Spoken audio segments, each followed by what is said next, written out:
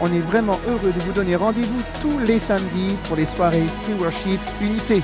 Alors, passez le mot, on vous attend.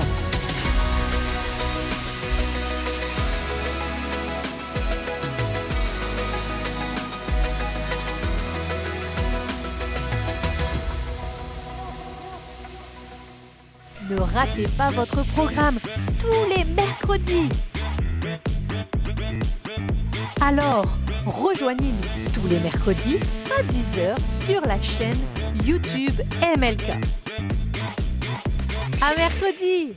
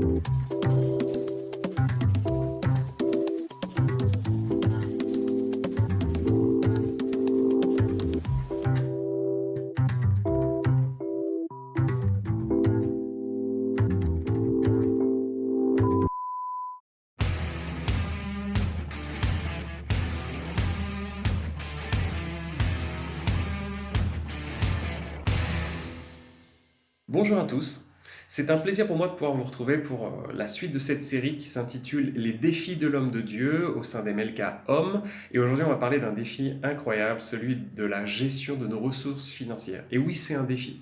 Et alors, pour planter le décor, j'aimerais juste rappeler en introduction que la Bible en parle énormément de l'argent, de notre rapport à l'argent, aux biens matériels.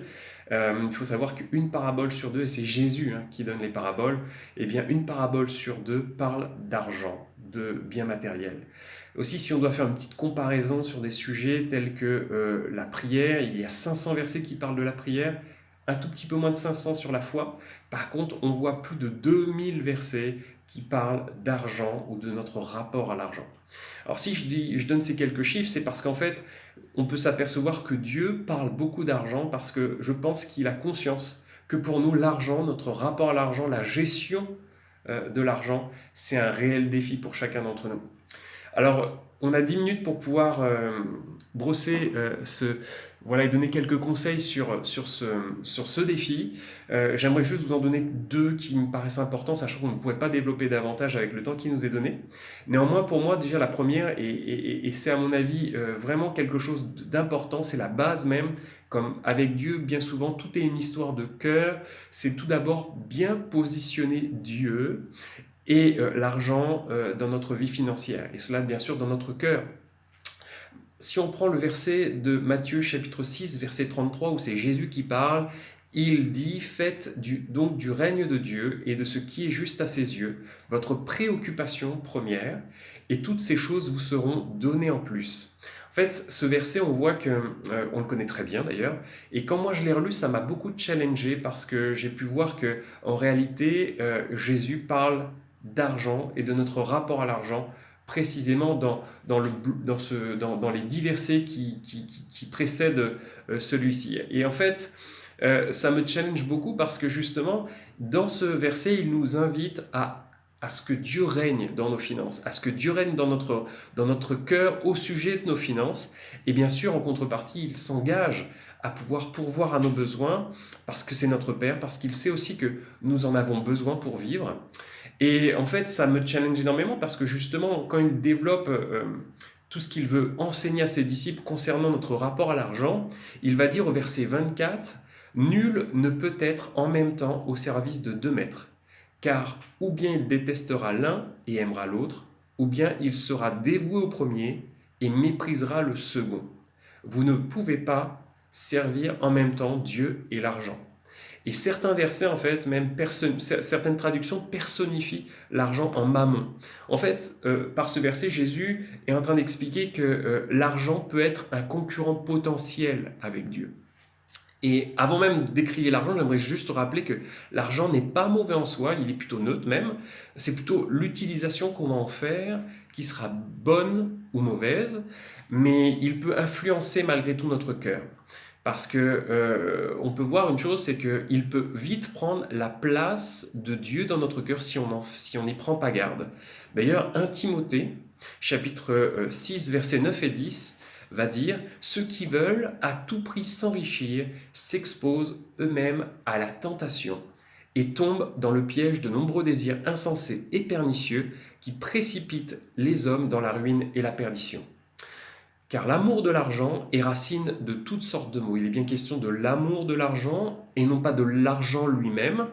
Et pour s'y être abandonnés, certains se sont égarés très loin de la foi et se sont infligés beaucoup de tourments. J'ai lu un sondage qui, sur 9000 personnes, disait que 63% des personnes interrogées désignent l'argent comme la raison principale qui les empêche d'atteindre leurs rêves. Et c'est vrai que du coup, quelqu'un qui n'a pas Dieu, qui du coup est centré sur lui-même, parce que son seul souhait c'est de pouvoir avancer dans la vie pour lui-même, eh bien il a une vision à court terme. Et pour pouvoir obtenir ce dont il a besoin, eh bien aujourd'hui effectivement l'argent est un moyen d'avoir le pouvoir et de pouvoir acquérir ce qu'il veut, à savoir les plus belles maisons, les plus belles voitures, voire des fois les plus belles femmes, et réciproquement pour vous mesdames, parce que justement, oui, effectivement, l'argent peut même acheter des gens. Il a ce pouvoir-là dans le monde où les gens ne décident pas de soumettre leur vie à Dieu. Et leur seul but dans l'existence, c'est des objectifs à court terme. Et on peut voir une chose, c'est que Dieu nous encourage à vivre à l'opposé de ce schéma de pensée. L'homme de Dieu, puisque c'est la thématique, les défis de l'homme de Dieu, il a une vision à long terme. Elle commence aujourd'hui, mais elle se poursuit jusque dans l'éternité, puisque en tant qu'enfant de Dieu, en tant qu'homme de Dieu, nous appartenons à son royaume, et son royaume est éternel. Et il fait de nous ses fils et ses filles, ce qui veut dire que nous sommes co-héritiers de ce que Dieu possède avec Christ. Et c'est pourquoi Jésus va dire au verset 20 et 21, « Amassez-vous plutôt des trésors dans le ciel, où il n'y a ni rouille, ni mythe qui ronge, ni cambrioleur qui perce les murs pour voler. Car là où est ton trésor, là aussi sera ton cœur. » En fait, Dieu veut nous inviter à pouvoir considérer qu'il est notre trésor, qu'il est également notre source, qu'il est celui qui pourvoit, et non pas l'argent. En fait, Dieu va dire dans Agée, chapitre 2, verset 8, que l'argent et l'or lui appartiennent. En fait, il voudrait juste qu'on repositionne qui il est et ce qu'est l'argent dans notre cœur pour qu'on comprenne bien qui est celui qui a le pouvoir de pouvoir prendre soin de nous. Ce n'est pas l'argent. L'argent est un moyen et Dieu veut juste se positionner comme à nouveau celui qui est notre Père, qui a la capacité de pourvoir à nos besoins, qui est notre source. C'est pourquoi du coup, il est important de garder en tête que Dieu nous associe dans son royaume pour qu'on puisse juste défendre ses intérêts qui sont aujourd'hui les nôtres. Et pour cela, du coup, il prend soin de nous. Et en fait, la Bible présente en fait chacun d'entre nous comme des co-héritiers, mais aussi comme des serviteurs et des intendants, c'est-à-dire des gestionnaires. En fait, Dieu nous prend soin de nous et nous confie des ressources et il nous rend responsables de bien les gérer, parce qu'en réalité, c'est lui qui en est le propriétaire et nous en sommes des gestionnaires. Et il regarde comment nous gérons ce qu'il nous confie. Et en fait, quand il est dit rechercher le règne de Dieu, c'est donc de bien positionner Dieu dans notre cœur au regard de l'argent, mais produire des actes justes, c'est-à-dire chercher le royaume de Dieu et sa justice, c'est produire des actes justes. Et quels sont ces actes justes que Dieu cherche que nous reproduisions dans notre vie financière? Eh bien, c'est d'avoir une vie financière en ordre, c'est de pouvoir être généreux, et c'est aussi de pouvoir faire fructifier ce que Dieu nous confie. Et pour moi, c'est vraiment un vrai challenge que de cocher ces trois objectifs, à savoir avoir une vie financière en ordre, parce que Dieu est un Dieu d'ordre. Il nous invite à ne pas être débiteur des autres, mais de pouvoir avoir une vie équilibrée, être généreux, parce que Dieu est aussi un Dieu dont le cœur est généreux, mais aussi c'est quelqu'un qui sait faire fructifier.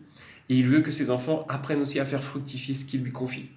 Et ce qu'il leur confie. Et du coup, faire fructifier, c'est aussi une marque que Dieu attend dans notre vie personnelle. Et tout ça, c'est un challenge. Il y a Martin Luther qui dit « Les gens traversent 3 conversions. La conversion de leur tête, la conversion de leur cœur, mais la conversion de leur portefeuille également. » Sauf que ces 3 volets n'arrivent pas en même temps. Dieu attend en réalité de notre part que nous puissions lui consacrer toute notre vie. Et dans toute notre vie, il y a également notre vie financière. Et pour cela, en fait, il nous dit que si nous lui consacrons notre vie, dont notre vie financière, eh bien, toutes choses nous seront données par-dessus. Et ça, c'est une promesse irrévocable de la part de Dieu. Donc, premier conseil, bien positionner Dieu et l'argent dans notre cœur, dans notre vie financière. Les mettre à la bonne place. Alors, après avoir pris cette base, j'aimerais juste, avant de nous quitter, vous donner un conseil pratique qui, à mon sens, est basique pour certains et peut-être qui est un challenge pour d'autres, mais qui est vital pour obtenir un équilibre et atteindre ces objectifs que nous avons cités plus haut. C'est celui d'établir un budget financier. Établir un budget financier, bien sûr, à l'équilibre, à savoir que nos revenus soient supérieurs à nos dépenses. Et donc pour cela, faire un budget à équilibre, ça consiste à lister tous nos revenus que nous avons chaque mois et toutes nos dépenses que nous avons chaque mois pour avoir ce qu'on appelle un budget mensuel. Et c'est réellement difficile et pas toujours plaisant d'avoir à établir un budget, notamment quand on n'a pas l'habitude, parce que bien souvent, on s'aperçoit que nos dépenses sont plus importantes que nos revenus. Et oui, nous avons des revenus limités, et quand on réfléchit à se dire comment on va allouer nos dépenses à ce revenu limité, eh bien on s'aperçoit que nos dépenses peuvent être illimitées. Donc il y a un vrai challenge. Néanmoins, établir un budget, c'est vital, parce que justement, ça nous permet de pouvoir sélectionner dans nos dépenses celles qui sont vraiment importantes de celles qui sont superflues. Et du coup, de pouvoir nous donner des objectifs à long terme qui sont importants. Et quand du coup, on décide dès maintenant de bien planifier, eh bien, ça nous permet de les atteindre dans les années à venir. De même, je dirais que le budget, c'est un outil de communication vraiment très, très important dans le couple. Parce que justement, du coup, ça touche à un sujet sensible, qui est bien souvent un sujet de conflit entre un homme et une femme. Et il faut savoir qu'un divorce sur 2, en fait, est la conséquence de tensions financières au sein de la famille. Donc pour moi, établir un budget, c'est du coup l'établir en équipe avec son conjoint et de pouvoir nous associer dans la prière pour justement déterminer en concertation avec Dieu ce qui est important de dépenser chaque mois, de ce qui est du superflu. Et bien sûr, si je pourrais finir par quelque chose qui est totalement évident, c'est que ce budget est utile que s'il est réellement suivi. On peut faire un beau budget sur le papier et en réalité se rendre compte que on ne le suit pas et ça ne sert à rien. Alors, je voudrais juste vous donner 4 principes pour pouvoir préparer un budget. Tout d'abord, bien sûr, je l'ai évoqué, c'est dépenser moins que ce que l'on gagne, parce que Dieu ne veut pas qu'on vive au-dessus de nos moyens. De même, il faut éviter au maximum le recours à l'endettement. Quand on regarde bien dans la Bible, on s'aperçoit que Dieu veut absolument nous protéger et du coup nous alerte sur l'endettement, un endettement excessif qu'on ne pourrait plus maîtriser. C'est un réel danger. Proverbe 22,7 nous dit « Celui qui emprunte est esclave de celui qui prête ». De même, troisième principe, c'est prévoir de la trésorerie en cas d'urgence. Et quatrièmement, c'est se fixer des objectifs à atteindre à moyen long terme pour financer des projets qui comptent pour nous sur la durée. Alors, je pourrais juste finir par le fait de vous inviter à pouvoir, dans vos dépenses, octroyer la première dépense à Dieu. Non pas comme une dépense, mais comme un don, une libéralité. Dieu cherche à être le premier dans nos vies et que du coup, dans nos dépenses, qui reflètent notre ordre de priorité, nous puissions lui allouer la première part. Comme un acte de foi, parce que c'est lui qui pourvoit, comme un acte d'adoration, parce que du coup aussi, Dieu cherche l'adoration par nos finances. Et en fait, c'est vraiment quelque chose qui est à réfléchir dans l'intimité que nous avons avec Dieu, parce que les seuls critères que Dieu nous donne pour pouvoir lui donner en termes de montant, c'est le fait d'avoir un cœur généreux et de donner sans contrainte. Donc, sur ces 2 critères, avoir un cœur généreux et donner sans contrainte, moi je vous invite juste à pouvoir vous placer devant Dieu avec votre femme, pour vous messieurs et réciproquement avec votre homme, mesdames, et de pouvoir juste, si ce n'est pas déjà le cas, juste vous positionner pour savoir ce que Dieu peut-être vous demande pour que vous puissiez, parmi toutes les ressources qu'il vous a confiées, en allouer une partie aux besoins de son royaume, qui est également votre royaume, bien entendu, puisque, comme on l'a dit, Dieu vous associe en tant qu'enfant de Dieu. Alors du coup, si je devais finir pour vous quitter, le défi de la semaine, ça serait quoi?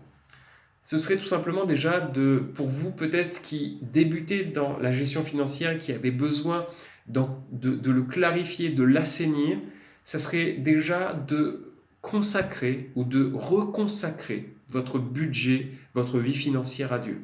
Bien souvent, on pense à consacrer tous les domaines de notre vie, mais la vie financière, c'est quelque chose qui reste un peu de côté, comme si on voulait en garder la maîtrise.